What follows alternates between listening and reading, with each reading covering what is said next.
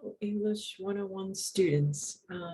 I just want to give you a few tips about writing a thesis statement as you're exploring your topics. I'm enjoying reading the discussion board and some of your ideas, but I want to make sure you're understanding how to make a claim. That particular thesis statement is going to be really important. It's like the foundation of your whole paper. So, and it might take a little bit of fine tuning. So let me share my screen with you. And see if I can find it. There it is. Let's see. I don't know if I can, I think I can just leave it like that. Yeah. I guess this is fine. I'll post this too for you so that you have it on Canvas. I'll post it in the I'll try to get it under module 1, or I'll let you know where it is. I'll email all of you. So, all right, so here's the first one. I thought I could do a whole, oh, there we are. It's just my slideshow.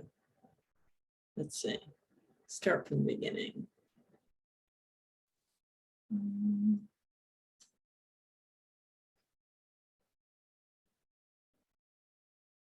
Oh, I don't know, that was taking me too long. All right, so here's, this is your thesis and taking a stance. So a claim, when you make a claim about whatever topic it is, healthcare, cosmetic surgery, addiction, the nursing profession, you don't want to, you want to make sure that you have these elements in the, when you're thinking of the thesis statement. So every claim that you make falls or stands on its own merit and must be worthy, as I said there. So is the claim, is it something that's truthful? It has to obviously be truthful. So it has to be disruptive in a way. So there's some conflict that you want to rectify or make people aware of. So whether it's someone was talking about the burnout in the nursing profession, so that's definitely a conflict and a problem, and there's a reason why we would want to make it better, and so that's what your paper will argue. So the morality issues should also be there. And then it should also be logical. So it should be something that makes sense and it appeals to a person's sense of reason or rationale. And the way that we achieve these three different things will be coming up with a topic that you're passionate about and that's truthful and that really does exist. It's not something fabricated. And it also is, it has, you have conviction for it and you can find proof and evidence to attest to its credibility, say. So I gave you an example of each, and for this one, I was just using the topic of immigrants. Immigrants live here illegally, but the 14th Amendment protects them. Currently, laws are being passed for stricter vetting and sending illegal immigrants back to their homeland. So this particular claim, you want to ask yourself, is it truthful? Well, yes, it is. I'm talking about the 14th Amendment. I'm not making it up. This is true.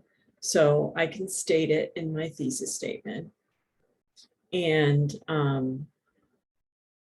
nobody would be able to argue that it's not true. I don't have any falsehoods in there. Oh, I guess what I should say too is, you know it's true too because you could support it with evidence, credible evidence. There's a logical explanation as to how and why illegal immigration evolved that makes sense and satiates our need for a causal relationship, as well as a critical analysis of the problem, which considers both sides. So for this particular one, it meets the criteria for reasoning. So it appeals to, I'm showing you how this statement appeals to your sense of reason. It has to make sense. It's something that there's a causal relationship to it, and there's usually two sides to an issue that is appeals to our reason and is logical. And it considers both sides. So it's something that's controversial, let's say.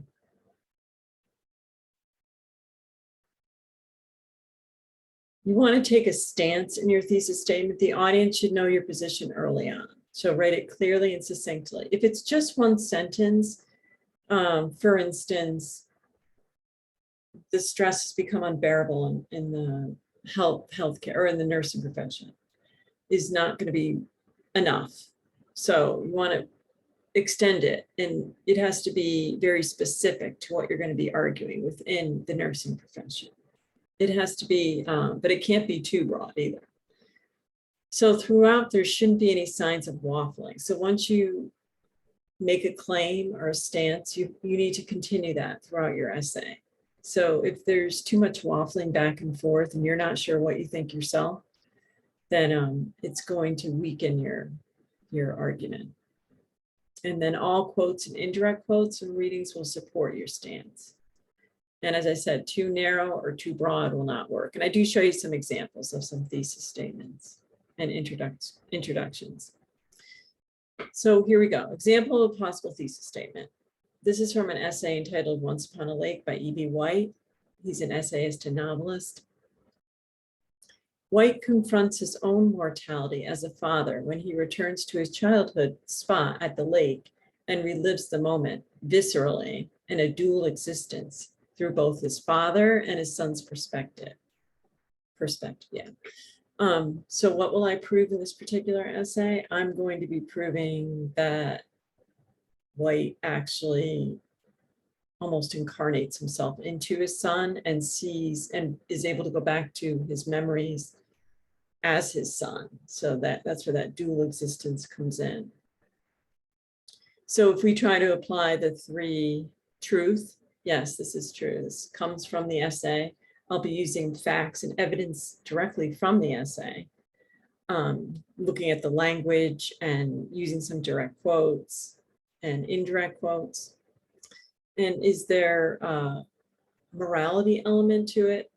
Well, right away, when you hear the word mortality and memories and father, son, right away, we know that you can be sure that there's that element there too. It's going to appeal to someone's emotional side. And then, is it logical? Yes, it makes sense. And there's a causal relationship between the father and what happens to him when he sees the moment through his son's eyes. So all of those pieces are there. And then I have a few student examples of thesis statements. This one is cosmetic surgery.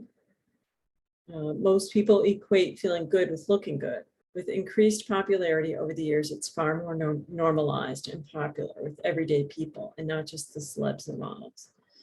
So this is just kind of segues into this whole, we could tell right away what she's going to be arguing, or he, it's anonymous. And it's very clearly written. Is there a morality issue there? Yes. So there's two sides to this issue. Many people feel that cosmetic surgery is too risky and it's unnecessary. This particular student argues that it's it's become more popular and hey, why not kind of thing, and argues the benefits of cosmetic surgery.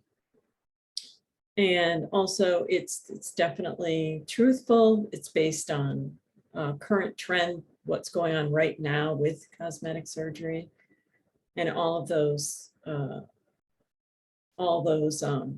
the sources that you use will have to verify what you're saying.